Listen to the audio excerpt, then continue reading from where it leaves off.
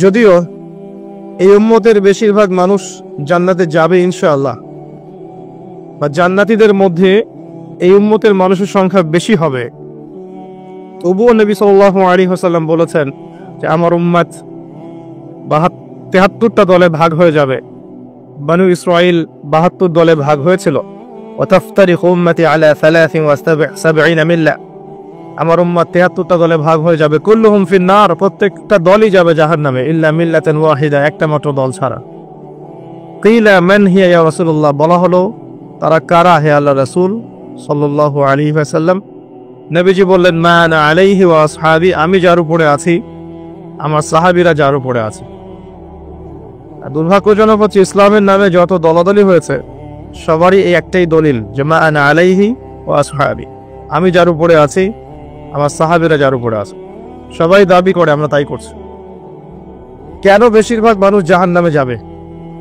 একটা উত্তর আমরা পেলাম, চোখ দিয়েছি দেখেনি, কান দিয়েছি শোনেনি, কলব দিয়েছি উপলব্ধি করেনি।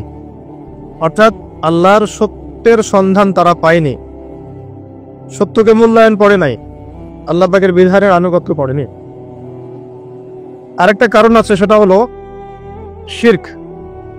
কারণ যে বেশিরভাগ মানুষ জাহান্নামে যাবে তাদের আমল নামায় একটা পাপ থাকবে, খুব কমন পাপ, সেটা হলো শিরকের পাপ। কিভাবে এটা বলতে পারি? এভাবে পারি যে আল্লাহ পাক সূরা নিসার মধ্যে বলেছেন ইন্নাল্লাহা লা ইয়াগফিরু আন ইউশরাকা বিহি ওয়া ইয়াগফিরু মা দুনা যালিকা লিমান ইয়াশা। আল্লাহ পাক বলছেন আমি শিরক ছাড়া অন্য যে কোনো গুনাহ যাকে ইচ্ছা ক্ষমা করে দেব। আল্লাহ পাক বলছেন আমি, আল্লাহ পাক শিরকের গুনাহ মাফ করেন না, অন্য যে কোনো গুনাহ যাকে ইচ্ছা আল্লাহ পাক মাফ করে দিবেন ইনশাআল্লাহ। তো আল্লাহ পাক যখন ঘোষণা দিলেন যে শিরক ছাড়া অন্য গুনাহ আমি মাফ করে দেব ইনশাআল্লাহ, শুধু মানুষের সাথে জড়িত বিষয় বাদ দিয়ে, কারণ মানুষের সাথে জড়িত বিষয়ে আল্লাহ রাব্বুল আলামিনের কাছে ক্ষমা চেয়ে লাভ হচ্ছে না। যেটা মানুষের সাথে জড়িত বিষয় সেটা আল্লাহর কাছে ক্ষমা চেয়ে লাভ হচ্ছে না। ধরেন আপনি কারো গীবত করেছেন, নাউজুবিল্লাহ, কারো সম্পদ আত্মসাৎ করেছেন, কারো প্রতি জুলুম করেছেন, কাউকে গালি দিয়েছেন, চুরি ডাকাতি করেছেন, ছিনতাই করেছেন, অন্যের সম্পদ আত্মসাৎ করেছেন, কাউকে ধর্ষণ করেছেন, অর্থাৎ অন্য কারো সম্মানহানি করেছেন, জান মাল ইজ্জতের হানি করেছেন। এই বিষয়টার ক্ষমা আল্লাহর কাছে পাওয়া যাবে না।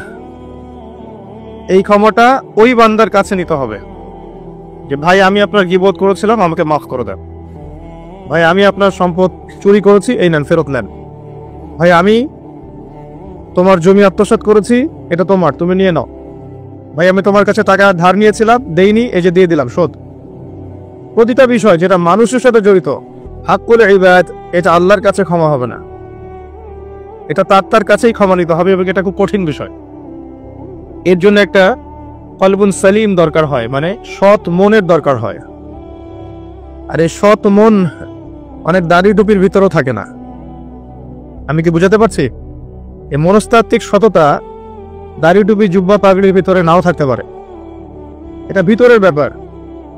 যার কলব যত বেশি পরিচ্ছন্ন আলোকিত, সে তত বেশি সৎ হবে ইনশাআল্লাহ। কোনো কোনো ক্ষেত্রে আমরা এমনও দেখেছি যে একজন নন মুসলিম হিন্দু সম্প্রদায়ের মানুষ, সে মাপে কম দিচ্ছে না, একজন মুসলিম দিচ্ছে। কোনো কোনো ক্ষেত্রে দেখবেন আপনাদের এলাকায় আগে হিন্দু সম্প্রদায় বেশি ছিল না? আমার জানা মতে রংপুরে এই জায়গায় তো আগে শহর ছিল, তাই না? এখনো এখানে অনেক নিদর্শন আছে। খাঁটি খাবারের জন্য মানুষ তাদের কাছে আসতো, মুসলিমদের দোকানে না গিয়ে তাদের দোকানে যাচ্ছে। তাদের দুধটা হবে খাঁটি, ঘিটা হবে খাঁটি, মিষ্টি হবে খাঁটি। মুসলিমের দোকান বাদ দিয়ে তাদের কাছে যাচ্ছে মানুষ, সততা দিয়ে তারা মানুষের মন জয় করলো। কোনো কোনো ক্ষেত্রে আপনি দেখবেন একজন অমুসলিম রাষ্ট্রের দায়িত্বে আছে, প্রশাসনে আছে, বা সামাজিক দায়িত্বে আছে, ব্যবসা করছে, চাকরি বাকরি করছে। কোনো কোনো ক্ষেত্রে দেখা যায় যে তারা অনেক মুসলিমের চেয়ে বেশি সৎ। হ্যাঁ, ঘুষ নিচ্ছে না, দুর্নীতি করছে না, ব্যবসায় ভাবে কম দিচ্ছে না, সিন্ডিকেট করছে না, চোরা কারবারি করছে না, অনেক ক্ষেত্রে দেখা যায়। এই শ্রেণীর মানুষদেরকে আল্লাহ পাক হেদায়েত দিয়ে দিতে পারেন, যাদের মনের মধ্যে আল্লাহ পাক সততা দেখবেন, আল্লাহ পাক তাকে হেদায়েত দিবেন ইনশাআল্লাহ। এটাই নিয়ম। আর যার হৃদয়ের মধ্যে সততা নাই, বাহ্যিকভাবে যদি মনেও হয় যে সে জান্নাতের পথে হাঁটছে, এমন হতে পারে দিন শেষেও জাহান্নামেই যাবে, নাউযুবিল্লাহ। যে প্রসঙ্গে এখানে আসলাম, মানুষের সাথে জড়িত হকটা মানুষের সাথেই ডিল করতে হবে। এটা কাবা ঘরের গেলাফ ধরে কানলেও ক্ষমা হবে না, কারণ আল্লাহ পাক তো রহমানুর রহিম নন, শুধু আল্লাহ পাক ন্যায় বিচারকও বটে। কথা কি বুঝতে পারছেন? আল্লাহ পাক শুধু রহমানুর রহিম নন যে সব মাফ করে দিব, একই সাথে শদীদুল ইকাব, কঠোর শাস্তিদাতাও বটে। এবং আল্লাহ পাকের ন্যায় বিচার, ইনসাফটা সবচেয়ে উপরে। আল্লাহ পাক ইনসাফ করবেন, ইনসাফ করবেন। রহমানুর রহিম কোন অর্থে? আল্লাহ পাক চান যে তার বান্দারা জান্নাতে যাক, এবং তার জন্য আল্লাহ পাক নবী রাসূল পাঠিয়েছেন, আসমানি কিতাব পাঠান, মানুষকে খাওয়ান, পড়ান, হেদায়েত দেন, ভালো মন্দ বোঝান, বিবেক দেন, সবকিছু দেন। রহমানুর রহিম ছাড়া কোন সত্তা এমন করতে পারে? এরপরেও যখন মানুষ জাহান্নামের পথে হাঁটবে, তখন আল্লাহ পাক কি আমরা দোষ দিতে পারবো? পারবো না। কিয়ামতের দিনের দরকার ছিল। আগে আমরা ভাবতাম যে কিয়ামতের দিনের কি দরকার ছিল, ছোটবেলায় ভাবতাম আর কি, যে এত সমস্যা, মানুষ হয়ে জন্ম নিয়েই তো বিপদে পড়ে গেলাম, কিয়ামতের দিনে তো অবস্থা খারাপ, কি জন্য আল্লাহ এত কঠিন শাস্তি দিবেন, জাহান্নাম সৃষ্টি করেছেন ইত্যাদি। সত্যিকার অর্থে কিয়ামতের দিন না থাকলে কোনো জালেমের বিচার হতো না, যাদের বিচার দুনিয়া হয়নি। কথা কি বুঝতে পারছেন? যে জালেমদের বিচার দুনিয়াতে হয় নাই, তারা পার পেয়ে যেত। কিয়ামতের মাঠ আছে বলেই তারা পার পাবে না। আর যে মাজলুমরা দুনিয়াতে কেঁদেছে, দুনিয়াতে কষ্ট সহ্য করেছে, সাফার করেছে, তাদের জন্য সুসংবাদ কিয়ামতের মাঠ, তারা সেখানে প্রতিদান পাবে ইনশাআল্লাহ। এজন্যই কিয়ামতের মাঠের দরকার ছিল, না হলে সব জালেম কি হতো? পার পেয়ে যেত, যারা দুনিয়াতে বিচার পায়নি। তো এর জন্য সৎ মনের দরকার। যদি মানুষের সাথে জড়িত বিষয় থাকে, তাকে ফেরত দিতে হবে। যদি আপনি জনগণের সম্পদ আত্মসাৎ করে থাকেন, সবার সামনে দাঁড়িয়ে বলতে হবে যে তোমাদের এই সম্পদ ছিল, আমি আত্মসাৎ করেছি, আমার সম্পদ থেকে এগুলো নিয়ে নাও। তারপরে জান্নাতের প্রশ্ন আসবে, তার আগে না। এত সহজ নয়। তাহলে কিয়ামতের মাঠে উঠে দেখবেন কিছু কিছু মানুষের ঘাড়ের মধ্যে দেখবেন রিলিফের মাল আছে। হ্যাঁ, কিয়ামতের মাঠে উঠে দেখবেন কিছু মানুষের ঘাড়ে রিলিফের মাল আছে, টিন আছে, গম আছে, চাল আছে, ত্রাণ আছে। নবী সাল্লাল্লাহু আলাইহি ওয়াসাল্লাম বলেছেন, যে যেটা আত্মসাৎ করবে সেটা নিয়ে কিয়ামতের মাঠে উঠবে। হ্যাঁ, কেউ যদি একটা গরু আত্মসাৎ করে থাকে, গরু তার ঘাড়ে থাকবে। হ্যাঁ, গরু নিয়ে হাঁটবে সে। কেউ যদি ছাগল আত্মসাৎ করে থাকে, ছাগল থাকবে ঘাড়ে। কেউ যদি কারো জমি আত্মসাৎ করে থাকে, জমি ওই এক তবক হলে 7 তবক চাপিয়ে দেওয়া হবে। তবক মানে তো বোঝেন, তবাক আন তবাক, কুরআন পড়ে দেখেন। এর জন্য দুনিয়াতে হকটা মেটাতে হবে, এটা খুব ডিফিকাল্টি। ওমর রাদিয়াল্লাহু আনহু একবার একজন বেদুইনের বুকের মধ্যে লাঠি দিয়ে আঘাত করেছিলেন। আঘাত করাটা তার জন্য জায়েজই ছিল ওই সময়, কারণ সে বিরক্ত করছিল বারবার। ওমর রাদিয়াল্লাহু আনহু রাষ্ট্রীয় বড় দায়িত্ব পালনে ব্যস্ত ছিলেন। এই সময় একজন বেদুইন এসে তার জামা ধরে টান দিচ্ছে, দিয়ে বলছে যে আমার কথা শোনেন, আমার কথা শোনেন। তিনি ব্যক্তিত্ব সম্পন্ন মানুষ ছিলেন, লাঠি দিয়ে একটু গুতা দিয়েছেন, দেখছো না আমি ব্যস্ত আছি। একটু পরেই তার চিন্তা হলো, আমি কি জুলুম করে ফেললাম? একজন সাহাবীকে পাঠালেন তাকে ডেকে নিয়ে আস। সে সাহাবী তাকে ডেকে নিয়ে আসলেন। এবার সেই ব্যক্তিকে দাঁড় করিয়ে ওমর রাদিয়াল্লাহু আনহু বলছেন, আমিরুল মুমিনিন, অর্ধ জাহানের খলিফা, অর্ধেক বিশ্বের খলিফা, ছোট্ট একটা কান্ট্রির না, পুরো অর্ধেক বিশ্বের খলিফা। তিনি বলছেন, এই লাঠি নাও। হাদা সদরি ইন আরাত, এই যে আমার বুক, তুমি যদি চাও আমার বুকে ওইভাবেই গুতা দিয়ে প্রতিশোধ নিয়ে নাও। আমি কি বুঝাতে পারছি কথা কিছুটা? এই ব্যক্তি হতভম্ব হয়ে গেল যে সত্যি কি উনি আমাকে এই কথাটা বলছেন? তিনি আমিরুল মুমিনিন হয়ে এই কথা বলছেন যে আমার বুকের মধ্যে লাঠি দিয়ে আঘাত করে তুমি প্রতিশোধ নিয়ে নাও। ওমর রাদিয়াল্লাহু আনহু বলছেন, হ্যাঁ এটা করো, কিয়ামতের মাঠে আমাকে আল্লাহর ওয়াস্তে জবাবদিহি করায়ও না। তখন সেই ব্যক্তি বলছে, আমিরুল মুমিনিন, আমার এটার কোনো প্রয়োজন নেই, আমি আপনাকে মাফ করে দিলাম, উমর ইবনে খাত্তাব তিনি বলছেন যে আল্লাহ তোমাকে মাফ করে দিন। সুবহানাল্লাহ। এই ছিল ইনসাফ। যদি মানুষের সাথে জড়িত কোনো হক থেকে থাকে তাহলে এই দুনিয়াতেই পরিশোধ করতে হবে। কারো টাকা নিয়ে থাকলে টাকা ফেরত দিয়ে দিবেন। কারো যদি জমি সম্পত্তি কোনোভাবে ঝগড়াঝাটি হয়ে থাকে, জমি নিয়ে নিয়েছেন কোনোভাবে, ফেরত দিয়ে দিবেন। যদি বোনের সম্পত্তি পাওয়ার অধিকার থাকে দিয়ে দিবেন। যার যার হক তাকে তাকে দিয়ে দিবেন। পরকালের জন্য নিউট্রাল হয়ে যান। পরকালে মানুষের সাথে জড়িত কোনো হক নিয়ে ওঠেন না। খুব ডিফিকাল্ট। কি হবে তাহলে? পরিণতিটা এটা হবে, নবী সাল্লাল্লাহু আলাইহি ওয়াসাল্লাম বলেছেন, কিয়ামতের মাঠে কিছু মানুষ উঠবে যারা নামাজ, রোজা, হজ, যাকাত, সাদাকা এরকম অনেক নেকি নিয়ে উঠবে। নেকি নিয়ে ওঠার পরে দেখবে সামনে যে অনেক মানুষ দাঁড়িয়ে আছে, পাওনাদার, কারো গীবত করেছে, কাউকে ধর্ষণ করেছে, কারো সম্পদ আত্মসাৎ করেছে, কাউকে গালি দিয়েছে, কাউকে জুলুম করেছে ইত্যাদি। এই মানুষগুলো দাঁড়িয়ে থাকবে। ওই সময় তো আর বেচা কেনার সুযোগ নাই, পরিশুদ্ধ হওয়ার সুযোগ নাই। আল্লাহ পাক তখন বলবেন যে এই ব্যক্তিদের নেকি তাদের আমল নামায় দিয়ে দাও, পাওনাদারদের আমল নামায় এই নেকি দিয়ে দাও। ও নামাজ, রোজা, হজ, যাকাতের নেকি থেকে তাদের ঋণ শোধ করা হবে। এবং শোধ করতে করতে যদি নেকি শেষ হয়ে যায় তখন ওই ব্যক্তিদের গুনাহ থেকে গুনাহ এই ব্যক্তির আমল নামায় যুক্ত করা হবে। পরিশেষে এই ব্যক্তি যাবে জাহান্নামে, ওরা চলে যাবে জান্নাতে। বলেন নাউযুবিল্লাহ। দুনিয়াতে আল্লাহর সাথে জড়িত বিষয় থাকতে পারে, পরকালে যেন মানুষের সাথে জড়িত কোনো হক রাখেন না। এটাই প্রথম নসিহত। আল্লাহ রাব্বুল আলামিন এটাই বলেছেন যে নিশ্চয়ই আল্লাহ শিরক ছাড়া সমস্ত গুনাহ মাফ করতে পারেন। তার মানে আমরা বুঝতে পারছি যে বেশিরভাগ মানুষ জাহান্নামে যাবে তাদের আমল নামায় শিরকের পাপ থাকবে। কিসের পাপ থাকবে? শিরকের পাপ থাকবে। কারণ আল্লাহ পাক বলেছেন শিরক ছাড়া যে কোনো গুনাহ তিনি ক্ষমা করতে পারেন। এবং মেরাজের রাতে যখন নবী সাল্লাল্লাহু আলাইহি ওয়াসাল্লাম আল্লাহর সাথে সাক্ষাৎ করেছেন, আল্লাহ পাক 3টা প্রতিশ্রুতি দিয়েছেন, 3টা হাদিয়া, উপহার। একটা হচ্ছে 50 ওয়াক্ত নামাজ, যেটাকে আমরা এখন 5 ওয়াক্ত পড়ি। 5 ওয়াক্ত পড়লে আপনি 50 ওয়াক্তের নেকি পাবেন ইনশাআল্লাহ। আর এই উম্মতের যে কোনো নেকির কাজ 10 দিয়ে গুণ করা হবে। একটা ভালো কাজ করলে আপনি 10 গুণ নেকি পাবেন। আল্লাহ পাক এটা বলে দিয়েছেন। কিন্তু গুনাহ একটা করলে একটাই পাবেন। একটা গুনাহ করেছেন একটাই থাকবে, এটাকে 10 দিয়ে গুণ করা হবে না। এটা প্রথম হাদিয়া। দ্বিতীয় হাদিয়া হচ্ছে সূরা বাকারার শেষের 3টা আয়াত। সূরা বাকারার শেষের 3টা আয়াত, লিল্লাহি মা ফিস সামাওয়াতি, এখান থেকে ফানসুরুন আলাল কওমিল কাফিরিন পর্যন্ত। এটা একটা হাদিয়া। এবং নবী সাল্লাল্লাহু আলাইহি ওয়াসাল্লাম বলেছেন, রাতের বেলা কেউ যদি এই 3টা আয়াত পড়ে ঘুমায়, ঘুমানোর আগে এই 3টা আয়াত পড়ে নিয়ে ঘুমায়, বা মাগরিবের নামাজের পর থেকে পড়া শুরু করে, কারণ মাগরিবের পর থেকে রাত শুরু হয়।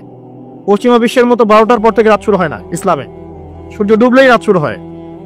তো নবী সাল্লাল্লাহু আলাইহি ওয়াসাল্লাম বলছেন তার আমল নামায় সারা রাত ইবাদতের নেকি দেওয়া হবে ইনশাআল্লাহ। আরেকটা হাদিয়া হচ্ছে এটা, আল্লাহ পাক ঘোষণা দিয়েছেন এই উম্মতের কোনো ব্যক্তি যদি শিরক না করে মারা যায়, এই উম্মতের কোনো ব্যক্তি যদি শিরক না করে মারা যায়, মানুষের সাথে জড়িত কোনো পাপ না থাকে, ইনশাআল্লাহ আল্লাহ পাক তাকে মাফ করে দিবেন। আর এই সূরা নিসার আয়াতটাও এটাই প্রমাণ করছে। আল্লাহ পাক বলছেন, ইন্নাল্লাহা লা ইয়াগফিরু আন ইউশরাকা বিহি, আল্লাহ পাক শিরকের গুনাহ মাফ করেন না, ওয়া ইয়াগফিরু মা দুনা যালিকা লিমান ইয়াশা, এবং এছাড়া যে কোনো পাপ আল্লাহ পাক যাকে ইচ্ছা মাফ করতে পারেন। আল্লাহ পাক পরম করুণাময়, অসীম দয়ালু। এক ব্যক্তি 100টা খুন করেছিল, 99টা খুন করার পরে, এটা বনু ইসরাইলের ঘটনা, এটা গল্প নয়, কেচ্ছা কাহিনী নয়, সত্য ঘটনা। সে তওবার সুযোগ খুঁজছে, তওবা করা যাবে কিনা।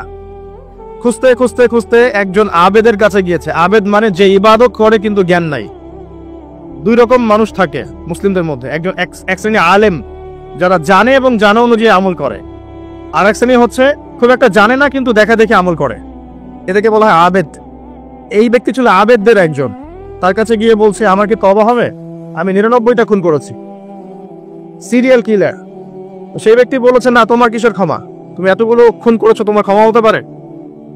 রাগে এই ব্যক্তিকেও সে খুন করেছে, করে 100টা খুন করেছে। এরপরে আরেকজনের সন্ধান পেয়েছে যে একজন আলেম, তার কাছে গিয়ে তওবার সুযোগ খুঁজছে। সে বলল, হ্যাঁ, তোমার তওবা হবে ইনশাআল্লাহ, তুমি খালেস ভাবে তওবা করো, করে এই এলাকা থেকে চলে যাও। কারণ তওবার পরে একটা নতুন জীবন শুরু করবে।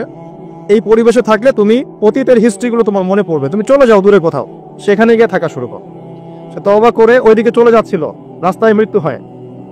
এবার দুই শ্রেণীর ফেরেশতা চলে আসছে, জান্নাতের এবং জাহান্নাম। কে তার আত্মা নিবে? আমরা মৃত্যুর সময় টের পেয়ে যাবো যে কে জান্নাতে কে জাহান্নামী, ফেরেশতাদের আকৃতি দেখেই, ঠিক আছে? আর একজন মানুষের মৃত্যু থেকেই তার কিয়ামত শুরু হয়ে যায়। কিয়ামত কবে হবে এর চেয়ে বড় কথা যে মৃত্যুর জন্য আমরা প্রস্তুত কিনা। তো এখন জাহান্নামের ফেরেশতারা রূহ নিতে চাচ্ছে ওই ব্যক্তির, আবার জান্নাতি ফেরেশতারাও চাচ্ছে। দুজনের মাঝখানে একটা ডিবেট চলছে। আল্লাহ রাব্বুল আলামিন তখন কৌশল করে বললেন, তোমরা রাস্তাটা মেপে দেখো, সে যতদূর এসেছিল এই রাস্তার পরিমাপ বেশি, বা যেখানে যাচ্ছিল এর পরিমাপ বেশি। দেখা গেল সে যতদূর গিয়েছিল এর পরিমাপ বেশি। আল্লাহ পাক জমিনকে প্রশস্ত করে দিলেন। এভাবে কৌশল করে আল্লাহ পাক এই ব্যক্তিকে মাফ করে দিলেন। এখানে আপনাকে খুনের অ্যাক্সেস দেওয়া হচ্ছে না।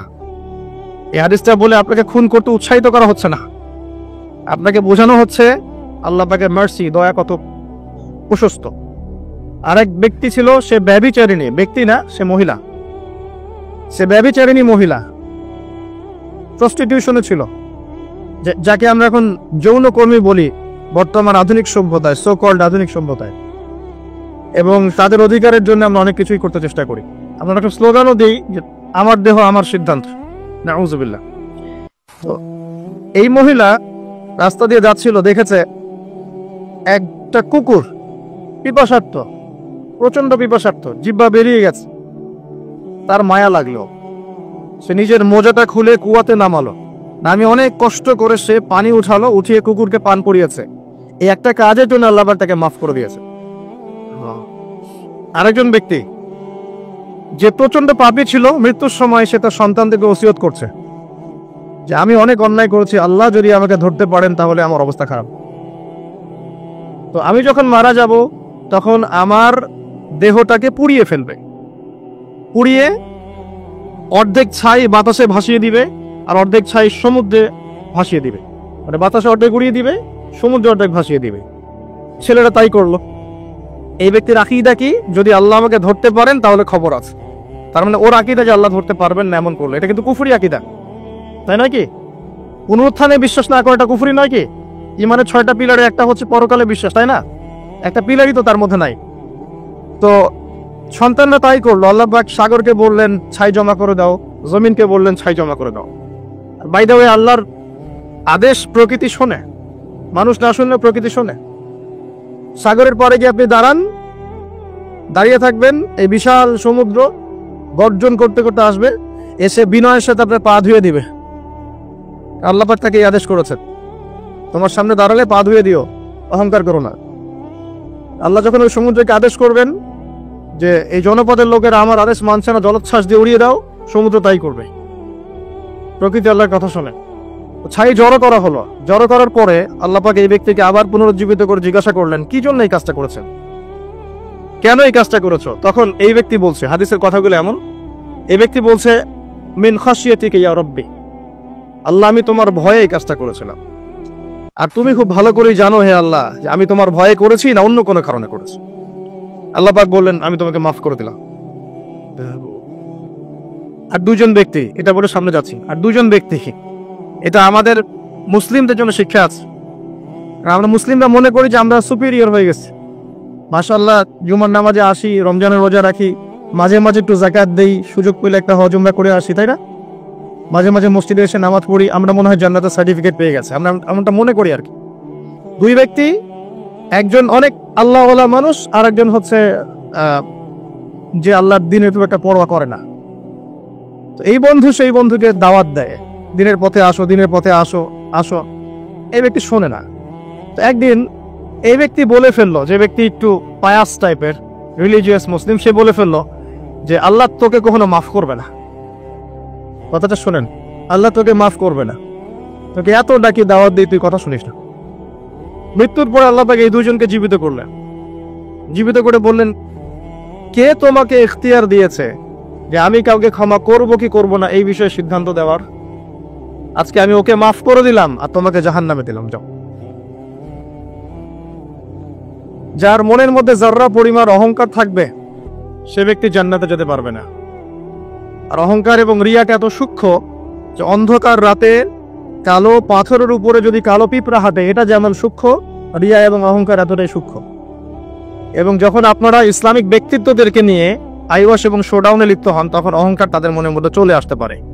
এই বিষয়গুলো থেকে সম্পূর্ণ দূরে থাকা উচিত। আল্লাহ পাক আপনাদেরকে বোঝার তৌফিক দান করুন। শিরকের পাপ থেকে বেঁচে থাকুন, মানুষের সাথে জড়িত পাপ থেকে বেঁচে থাকুন। আল্লাহ পাক পরম করুণাময়, অসীম দয়ালু। আল্লাহ পাক সমস্ত গুনাহ মাফ করতে পারেন। এর মানে এই নয় যে গুনার এক্সেস দেওয়া হচ্ছে, লাইসেন্স দেওয়া হচ্ছে, এমনটা নয়।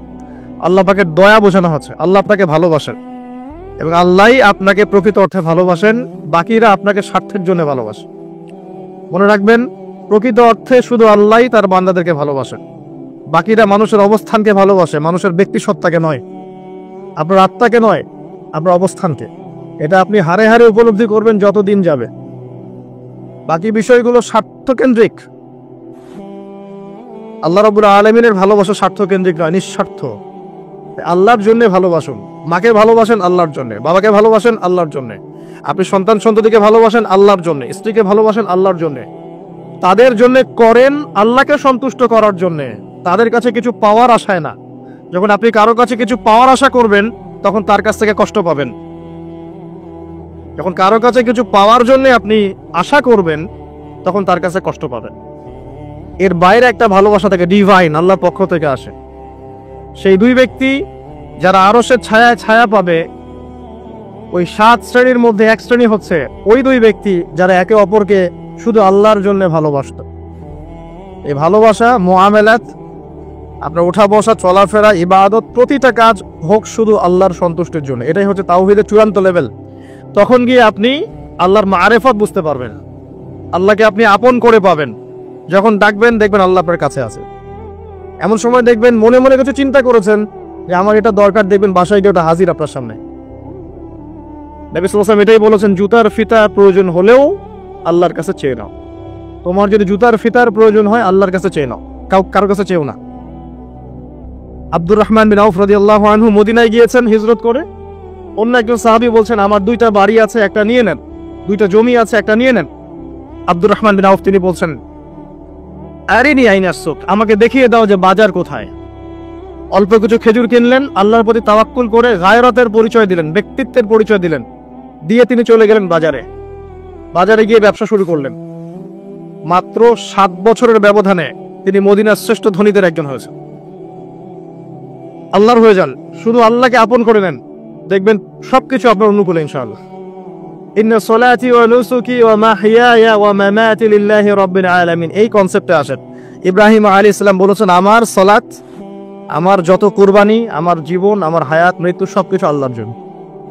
তখন দেখবেন দুনিয়াতে যদি আল্লাহর পথে চলতে আপনি বাধা পান, বিপত্তি পান, কষ্ট পান, দুঃখ কষ্ট আসে, বালা মুসিবত আসে, আপনার মুখে হাসি থাকবে। আপনি বুঝবেন এগুলো আল্লাহর জন্য, আল্লাহ এগুলোর প্রতিদান দিবেন ইনশাআল্লাহ। এবার আসেন আরেকটা পয়েন্ট এসে আমি আলোচনা শেষ করতে চাই। আমাদের সামনে একটা মৌসুম অপেক্ষা করছে আল্লাহর ক্ষমা পাওয়ার। 3 শ্রেণীর মানুষের জন্য নবী সাল্লাল্লাহু আলাইহি ওয়াসাল্লাম অভিশাপ দিয়েছেন। অভিশাপ,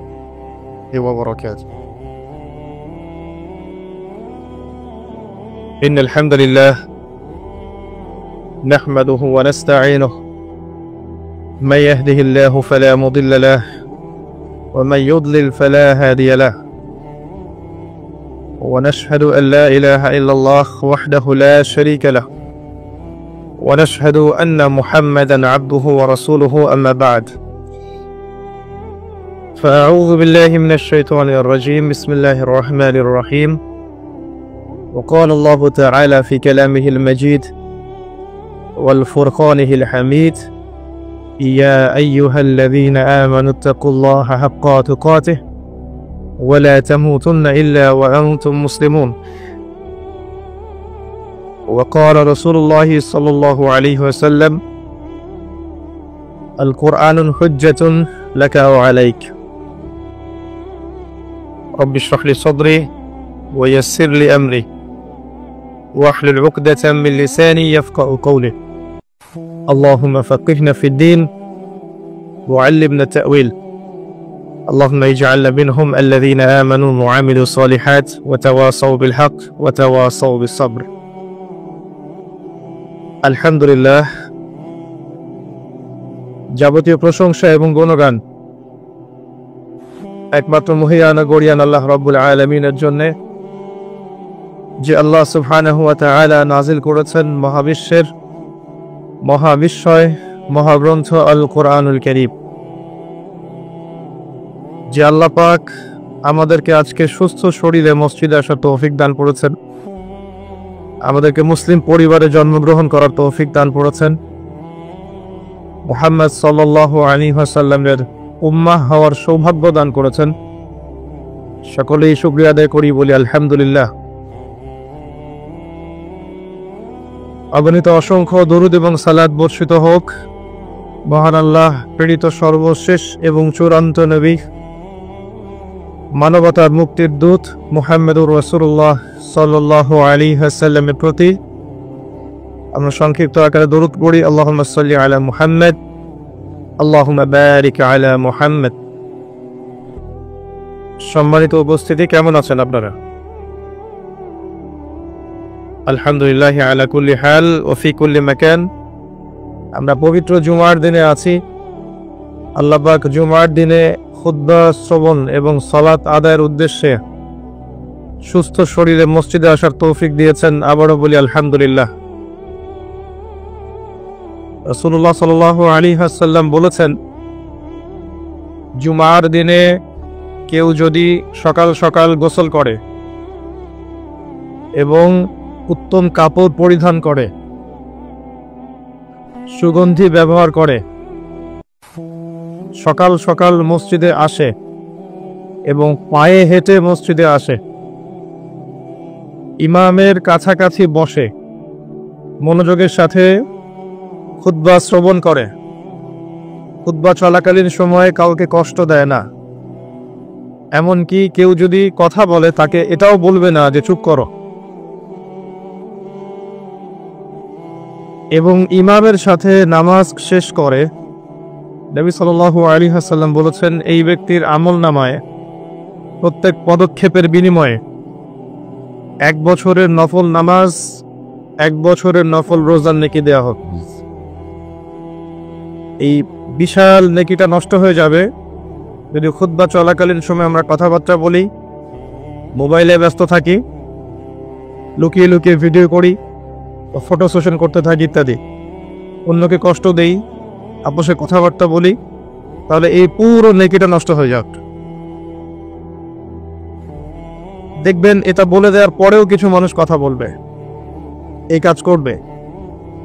আল্লাহ পাক বলেছেন কিছু মানুষ সম্পর্কে, লাহুম কুলুবুন লা ইয়াফকাহুনা বিহা, আমি হৃদয় দিয়েছি উপলব্ধি করে না, ওয়া লাহুম আযানুন লা ইয়াসমাউনা বিহা, শ্রবণ ইন্দ্রিয় দিয়েছি শুনবে না, ওয়া লাহুম আ'য়ুনুন লা ইউবসিরুনা বিহা, চোখ দিয়েছি দেখবে না।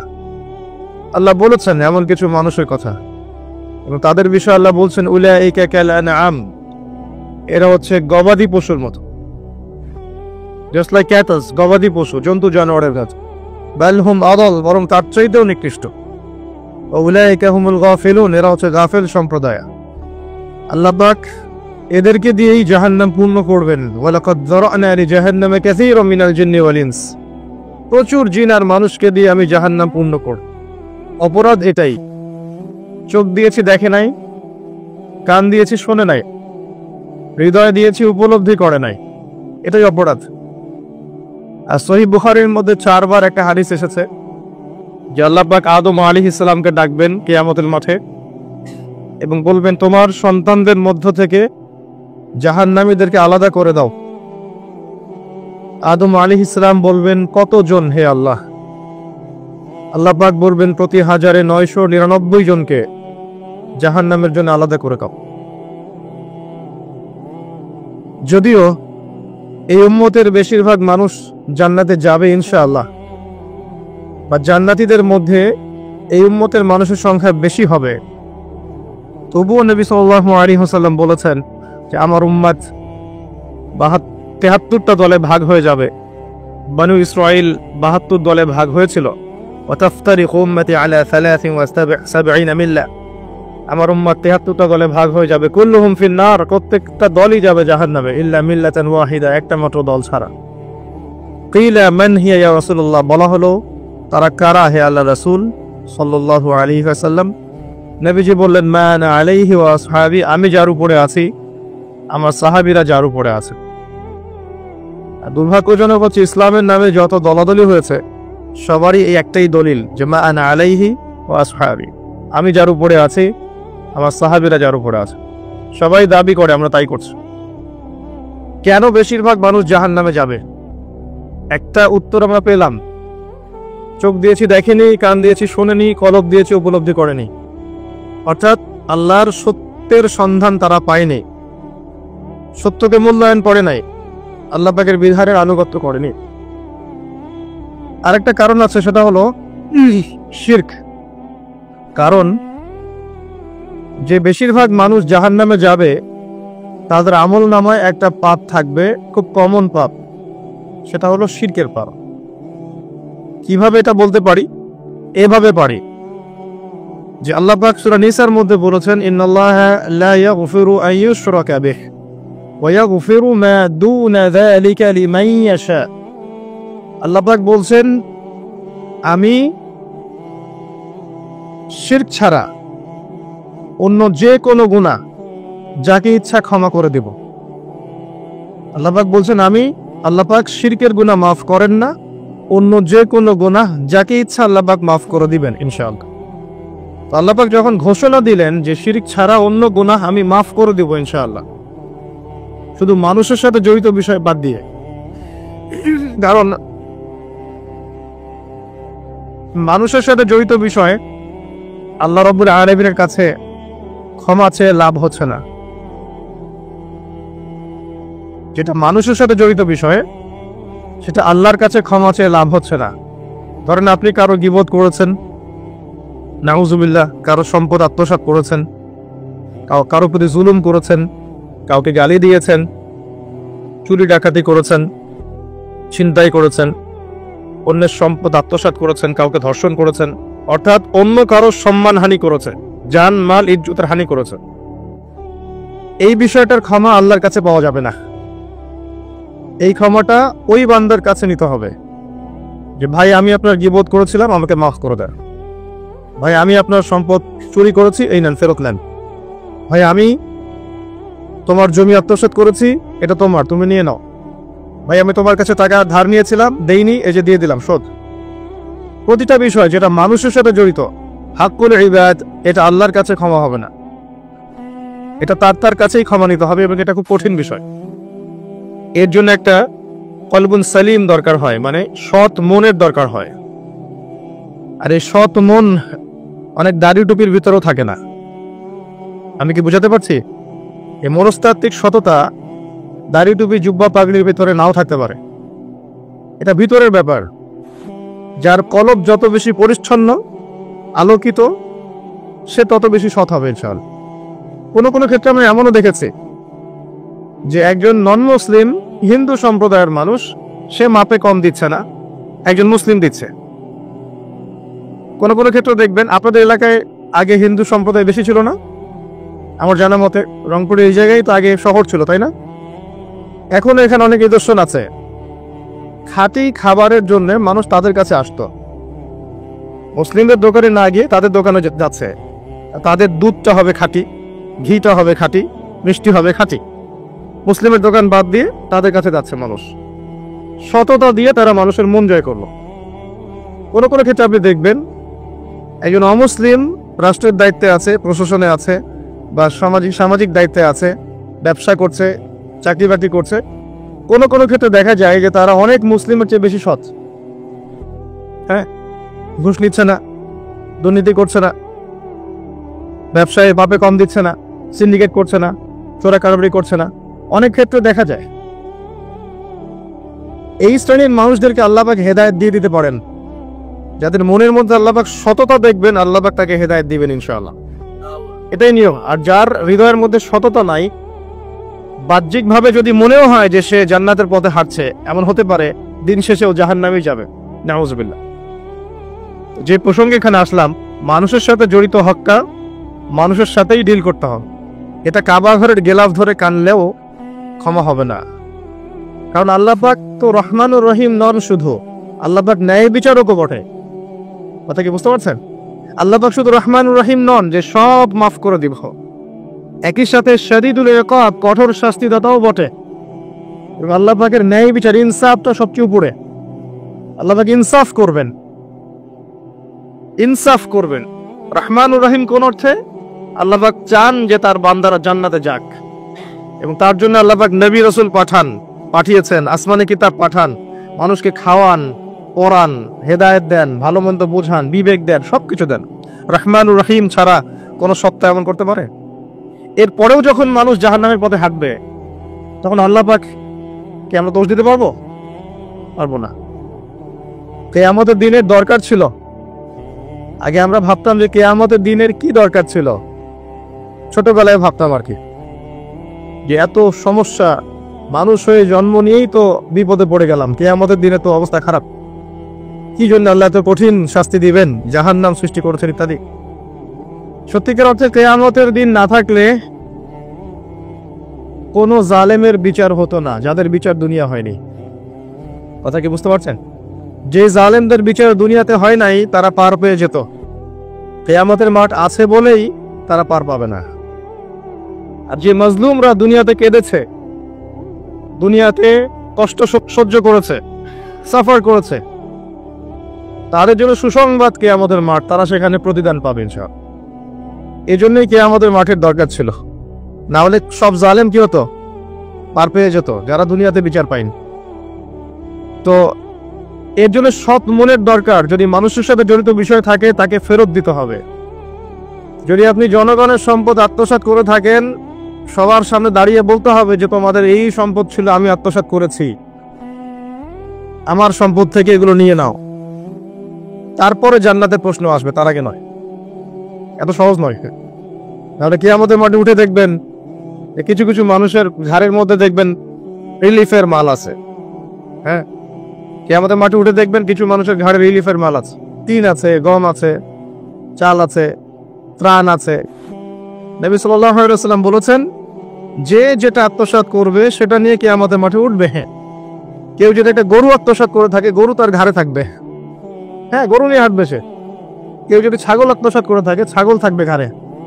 কেউ যদি কারো জমি আত্মসাৎ করে থাকে, জমি ওই এক তবক হলে 7 তবক চাপিয়ে দেওয়া হবে। তবক মানে তো বোঝেন, তবাক আন তবাক, কোরআন পড়ে দেখেন। এর জন্য দুনিয়াতে হকটা মেটাতে হবে, এটা খুব ডিফিকাল্ট। ওমর রাদিয়াল্লাহু আনহু একবার একজন বেদুইনের বুকের মধ্যে লাঠি দিয়ে আঘাত করেছিলেন। আঘাত করাটা তার জন্য জায়েজই ছিল ওই সময়, কারণ সে বিরক্ত করছিল বারবার। ওমর রাদিয়াল্লাহু আনহু রাষ্ট্রীয় বড় দায়িত্ব পালনে ব্যস্ত ছিলেন। এই সময় একজন বেদুইন এসে তার জামা ধরে টান দিচ্ছে, দিয়ে বলছে যে আমার কথা শোনেন, আমার কথা শোনেন। তিনি ব্যক্তিত্ব সম্পন্ন মানুষ ছিলেন, লাঠি দিয়ে একটু গুতা দিয়েছেন, দেখছো না আমি ব্যস্ত আছি। একটু পরেই তার চিন্তা হলো, আমি কি জুলুম করে ফেললাম? একজন সাহাবীকে পাঠালেন তাকে ডেকে নিয়ে আস। সেই সাহাবী তাকে ডেকে নিয়ে আসলেন। এবার সেই ব্যক্তিকে দাঁড় করিয়ে ওমর রাদিয়াল্লাহু আনহু বলছেন, আমিরুল মুমিনিন, অর্ধ জাহানের খলিফা, অর্ধেক বিশ্বের খলিফা, ছোট্ট একটা কান্ট্রির না, পুরো অর্ধেক বিশ্বের খলিফা। তিনি বলছেন, এই লাঠি নাও। হাদা সদরি ইন আরাত, এই যে আমার বুক, তুমি যদি চাও আমার বুকে ওইভাবেই গুতা দিয়ে প্রতিশোধ নিয়ে নাও। আমি কি বুঝাতে পারছি কথা কিছুটা? এই ব্যক্তি হতভম্ব হয়ে গেল যে সত্যি কি উনি আমাকে এই কথাটা বলছেন? তিনি আমিরুল মুমিনিন হয়ে এই কথা বলছেন যে আমার বুকের মধ্যে লাঠি দিয়ে আঘাত করে তুমি প্রতিশোধ নিয়ে নাও। ওমর রাদিয়াল্লাহু আনহু বলছেন, হ্যাঁ এটা করো, কিয়ামতের মাঠে আমাকে আল্লাহর ওয়াস্তে জবাবদিহি করাও না। তখন সেই ব্যক্তি বলছে, আমিরুল মুমিনিন, আমার এটার কোনো প্রয়োজন নেই, আমি আপনাকে মাফ করে দিলাম। ওমর ইবনে খাত্তাব তিনি বলছেন যে আল্লাহ তোমাকে মাফ করে দিন। সুবহানাল্লাহ। এই ছিল ইনসাফ। যদি মানুষের সাথে জড়িত কোনো হক থেকে থাকে, তাহলে এই দুনিয়াতেই পরিশোধ করতে হবে। কারো টাকা নিয়ে থাকলে টাকা ফেরত দিয়ে দিবেন। কারো যদি জমি সম্পত্তি কোনোভাবে ঝগড়াঝাটি হয়ে থাকে, জমি নিয়ে নিয়েছেন, কোনোভাবে ফেরত দিয়ে দিবেন। যদি বোনের সম্পত্তি পাওয়ার অধিকার থাকে দিয়ে দিবেন। যার যার হক তাকে তাকে দিয়ে দিবেন। পরকালের জন্য নিউট্রাল হয়ে যান। পরকালে মানুষের সাথে জড়িত কোনো হক নিয়ে ওঠেন না, খুব ডিফিকাল্ট। কি হবে তাহলে? পরিণতিটা এটা হবে, নবী সাল্লাল্লাহু আলাইহি ওয়াসাল্লাম বলেছেন, কিয়ামতের মাঠে কিছু মানুষ উঠবে যারা নামাজ, রোজা, হজ, যাকাত, সাদাকা, এরকম অনেক নেকি নিয়ে উঠবে। নেকি নিয়ে ওঠার পরে দেখবে সামনে যে অনেক মানুষ দাঁড়িয়ে আছে, পাওনাদার, কারো গীবত করেছে, কাউকে ধর্ষণ করেছে, কারো সম্পদ আত্মসাৎ করেছে, কাউকে গালি দিয়েছে, কাউকে জুলুম করেছে ইত্যাদি। এই মানুষগুলো দাঁড়িয়ে থাকবে। ওই সময় তো আর বেচা কেনার সুযোগ নাই, পরিশুদ্ধ হওয়ার সুযোগ নাই। আল্লাহ পাক তখন বলবেন যে এই ব্যক্তিদের নেকি তাদের আমল নামায় দিয়ে দাও, পাওনাদারদের আমল নামায় এই নেকি দিয়ে দাও। ও নামাজ, রোজা, হজ জাকাতের নেকি থেকে তাদের ঋণ শোধ করা হবে। এবং শোধ করতে করতে যদি নেকি শেষ হয়ে যায়, তখন ওই ব্যক্তিদের গুনাহ থেকে গুনাহ এই ব্যক্তির আমল নামায় যুক্ত করা হবে। পরিশেষে এই ব্যক্তি যাবে জাহান্নামে, ওরা চলে যাবে জান্নাতে। নাউযুবিল্লাহ। দুনিয়াতে আল্লাহর সাথে জড়িত বিষয় থাকতে পারে, পরকালে যেন মানুষের সাথে জড়িত কোনো হক রাখেন না। এটাই প্রথম নসিহত। আল্লাহ রাব্বুল আলামিন এটাই বলেছেন যে নিশ্চয়ই আল্লাহ শিরক ছাড়া সমস্ত গুনাহ মাফ করতে পারেন। তার মানে আমরা বুঝতে পারছি যে বেশিরভাগ মানুষ জাহান্নামে যাবে, তাদের আমল নামায় শিরকের পাপ থাকবে। কিসের পাপ থাকবে? শিরকের পাপ থাকবে। কারণ আল্লাহ পাক বলেছেন শিরক ছাড়া যে কোনো গুনাহ তিনি ক্ষমা করতে পারেন। এবং মেরাজের রাতে যখন নবী সাল্লাল্লাহু আলাইহি ওয়াসাল্লাম আল্লাহর সাথে সাক্ষাৎ করেছেন, আল্লাহ পাক 3টা প্রতিশ্রুতি দিয়েছেন, 3টা হাদিয়া, উপহার। একটা হচ্ছে 50 ওয়াক্ত নামাজ, যেটাকে আমরা এখন 5 ওয়াক্ত পড়ি। 5 ওয়াক্ত পড়লে আপনি 50 ওয়াক্তের নেকি পাবেন ইনশাআল্লাহ। আর এই উম্মতের যে কোনো নেকির কাজ 10 দিয়ে গুণ করা হবে। একটা ভালো কাজ করলে আপনি 10 গুণ নেকি পাবেন, আল্লাহ পাক এটা বলে দিয়েছেন। কিন্তু গুনাহ একটা করলে একটাই পাবেন, একটা গুনাহ করেছেন একটাই থাকবে, এটাকে 10 দিয়ে গুণ করা হবে না। এটা প্রথম হাদিয়া। দ্বিতীয় হাদিয়া হচ্ছে সূরা বাকারার শেষের 3টা আয়াত। সূরা বাকারার শেষের 3টা আয়াত, লিল্লাহি মা ফিস সামাওয়াতি, এখান থেকে ফানসুরুন আলাল কওমিল কাফিরিন পর্যন্ত। এটা একটা হাদিয়া। এবং নবী সাল্লাল্লাহু আলাইহি ওয়াসাল্লাম বলেছেন, রাতের বেলা কেউ যদি এই 3টা আয়াত পড়ে ঘুমায়, ঘুমানোর আগে 3টা আয়াত পড়ে নিয়ে ঘুমায়, বা মাগরিবের নামাজের পর থেকে পড়া শুরু করে, কারণ মাগরিবের পর থেকে রাত শুরু হয়। পশ্চিমা বিশ্বের মতো 12টার পর থেকে রাত শুরু হয় না, ইসলামে সূর্য ডুবলেই রাত শুরু হয়। তো নবী সাল্লাল্লাহু আলাইহি ওয়াসাল্লাম বলছেন তার আমল নামায় সারা রাত ইবাদতের নেকি দেওয়া হবে ইনশাআল্লাহ। আরেকটা হাদিয়া হচ্ছে এটা, আল্লাহ পাক ঘোষণা দিয়েছেন এই উম্মতের কোনো ব্যক্তি যদি শিরক না করে মারা যায়, এই উম্মতের কোনো ব্যক্তি যদি শিরক না করে মারা যায়, মানুষের সাথে জড়িত কোনো পাপ না থাকে, ইনশাআল্লাহ আল্লাহ পাক তাকে মাফ করে দিবেন। আর এই সূরা নিসের আয়াতটাও এটাই প্রমাণ করছে। আল্লাহ পাক বলছেন ইন্নাল্লাহা লা ইয়াগফিরু আন ইউশরাকা বিহি, আল্লাহ পাক শিরকের গুনাহ মাফ করেন না, ওয়া ইয়াগফিরু মা দুনা যালিকা লিমান ইয়াশা, এবং এছাড়া যে কোনো পাপ আল্লাহ পাক যাকে ইচ্ছা মাফ করতে পারে। আল্লাহ পাক পরম করুণাময়, অসীম দয়ালু। এক ব্যক্তি 100টা খুন করেছিল, 99টা খুন করার পরে, এটা বনু ইসরাইলের ঘটনা, এটা গল্প নয়, কেচ্ছা কাহিনী নয়, সত্য ঘটনা। সে তওবার সুযোগ খুঁজছে, তওবা করা যাবে কিনা। খুঁজতে খুঁজতে খুঁজতে একজন আবেদের কাছে গিয়েছে। আবেদ মানে যে ইবাদত করে কিন্তু জ্ঞান নাই। 2 রকম মানুষ থাকে মুসলিমদের মধ্যে, একজন এক শ্রেণী আলেম, যারা জানে এবং জানা অনুযায়ী আমল করে, আর এক শ্রেণী হচ্ছে খুব একটা জানে না কিন্তু দেখা দেখে আমল করে, এদেরকে বলা হয় আবেদ। এই ব্যক্তি ছিল আবেদদের একজন। তার কাছে গিয়ে বলছে আমার কি তওবা হবে, আমি 99টা খুন করেছি, সিরিয়াল কিলার। সেই ব্যক্তি বলেছে না, তোমার কিসের ক্ষমা, তুমি এতগুলো খুন করেছো, তোমার ক্ষমা হতে পারে। রাগে এই ব্যক্তিকেও সে খুন করেছে, করে 100টা পূর্ণ করেছে। এরপরে আরেকজনের সন্ধান পেয়েছে যে একজন আলেম, তার কাছে গিয়ে তওবার সুযোগ খুঁজছে। সে বলল হ্যাঁ তোমার তওবা হবে ইনশাআল্লাহ, তুমি খালেস ভাবে তওবা করো, পরে এই এলাকা থেকে চলে যাও, কারণ তওবার পর এক নতুন জীবন শুরু করবে। এই পরিবেশে থাকলে তুমি অতীতের হিস্ট্রিগুলো তোমার মনে পড়বে, তুমি চলে যাও দূরে কোথাও, সেখানে গিয়ে থাকা শুরু করো। সে তওবা করে ওইদিকে চলে যাচ্ছিল, রাস্তায় মৃত্যু হয়। এবার 2 শ্রেণীর ফেরেশতা চলে আসছে, জান্নাতের এবং জাহান্নামের। কে তার আত্মা নিবে? আমরা মৃত্যুর সময় টের পেয়ে যাবো যে কে জান্নাতি কে জাহান্নামী, ফেরেশতাদের আকৃতি দেখেই, ঠিক আছে। আর একজন মানুষের মৃত্যু থেকেই তার কিয়ামত শুরু হয়ে যায়। কিয়ামত কবে হবে এর চেয়ে বড় কথা যে মৃত্যুর জন্য আমরা প্রস্তুত কিনা। তো এখন জাহান্নামে ফেরেশতারা রূহ নিতে চাচ্ছে ওই ব্যক্তির, আবার জান্নাতি ফেরেশতারাও চাচ্ছে। দুজনের মাঝখানে একটা ডিবেট চলছে। আল্লাহ রাব্বুল আলামিন তখন কৌশল করে বললেন তোমরা রাস্তাটা মেপে দেখো, সে যতদূর এসেছিল এই রাস্তার পরিমাপ বেশি না যেখানে যাচ্ছিল এর পরিমাপ বেশি। দেখা গেল সে যতদূর গিয়েছিল এই পরিমাপ বেশি, আল্লাহ পাক জমিনকে প্রশস্ত করে দিলেন। এভাবে কৌশল করে আল্লাহ পাক এই ব্যক্তিকে মাফ করে দিলেন। এখানে আপনাকে খুনের অ্যাক্সেস দেওয়া হচ্ছে না, এই হাদিসটা বলে আপনাকে খুন করতে উৎসাহিত করা হচ্ছে না, আপনাকে বোঝানো হচ্ছে আল্লাহ পাকের মার্সি, দয়া কত প্রশস্ত। আরেক ব্যক্তি ছিল, সে ব্যভিচারিণী ব্যক্তি না, সে মহিলা, সে ব্যভিচারিণী মহিলা, প্রস্টিটিউশনে ছিল, যাকে আমরা এখন যৌনকর্মী বলি বর্তমান আধুনিক সভ্যতায়, সো কল্ড আধুনিক সভ্যতায়। এবং তাদের অধিকারের জন্য আমরা অনেক কিছুই করতে চেষ্টা করি। আমরা একটা স্লোগানও দেই যে আমার দেহ আমার সিদ্ধান্ত, নাউজুবিল্লাহ। তো এই মহিলা রাস্তা দিয়ে যাচ্ছিল, দেখেছে একটা কুকুর পিপাসার্থ, প্রচন্ড পিপাসার্থ, জিহ্বা বেরিয়ে গেছে, তার মায়া লাগলো, সে নিজের মোজাটা খুলে কুয়াতে নামালো, নামিয়ে অনেক কষ্ট করে সে পানি উঠালো, উঠিয়ে কুকুরকে পান করিয়েছে। এই একটা কাজের জন্য আল্লাহ তাকে মাফ করে দিয়েছে। আরেকজন ব্যক্তি যে প্রচন্ড পাপী ছিল, মৃত্যুর সময় সে তার সন্তানদেরকে ওসিয়ত করছে যে আমি অনেক অন্যায় করেছি, আল্লাহ যদি আমাকে ধরতে পারেন তাহলে আমার অবস্থা খারাপ। তো আমি যখন মারা যাব তখন আমার দেহটাকে পুড়িয়ে ফেলবে, পুড়িয়ে অর্ধেক ছাই বাতাসে ভাসিয়ে দিবে, আর অর্ধেক ছাই সমুদ্রে ভাসিয়ে দিবে, মানে বাতাসে অর্ধেক উড়িয়ে দিবে, সমুদ্রে অর্ধেক ভাসিয়ে দিবে। ছেলেরা তাই করলো। এই ব্যক্তির আকীদা কি? যদি আল্লাহ আমাকে ধরতে পারেন তাহলে খবর আছে। তার মানে ওর আকীদা যে আল্লাহ ধরতে পারবেন না এমন করলো, এটা কিন্তু কুফরি আকীদা, তাই নয় কি? পুনরুত্থানে বিশ্বাস না করাটা কুফরি নয় কি? ইমানের 6টা পিলারে একটা হচ্ছে পরকালে বিশ্বাস, তাই না? একটা পিলারই তো তার মধ্যে নাই। তো সন্তানরা তাই করলো। আল্লাহ পাক সাগরকে বললেন ছাই জমা করে দাও, জমিনকে বললেন ছাই জমা করে দাও। বাই দ্য ওয়ে, আল্লাহর আদেশ প্রকৃতি শোনে, মানুষ না শুনলে প্রকৃতি শোনে। সাগরের পরে গিয়ে আপনি দাঁড়ান, দাঁড়িয়ে থাকবেন, এই বিশাল সমুদ্র গর্জন করতে করতে আসবে, এসে বিনয়ের সাথে আপনার পা ধুয়ে দিবে।